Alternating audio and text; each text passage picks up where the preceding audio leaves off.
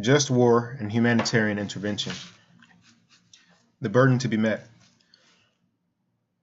One thing that emerges from the previous section is that any argument for humanitarian intervention has to overcome the presumptive case against aggressive war and has to discharge the other requirements of just war theory.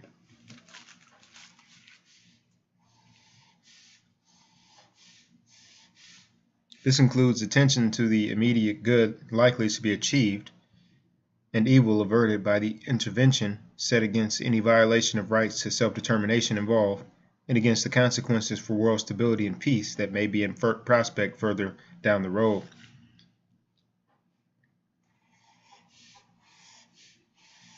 Ethics is not only a matter of calculating consequences, but it does include the calculating of consequences and the weighing of different goods and evils, and just war theory reflects this in its requirements, especially that of proportionality. This should involve regard for both the immediate cause of preventing the current suffering or violation of what and for what aftermath is likely to ensue, and these two outcomes may well be in tension.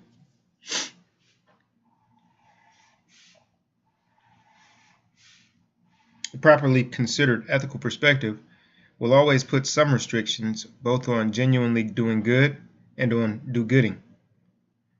For the purposes of our discussion, I'm going to assume that the criterion of right intention is met, at least for the stark cases of severe oppression that provoke calls for humanitarian intervention.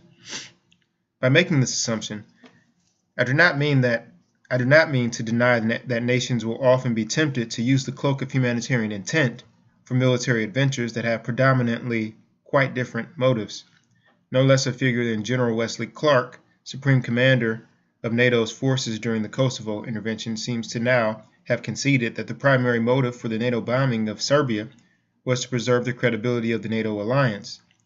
But the more interesting moral and political issues arise when we concede humanitarian motivation and address other conditions of just war theory.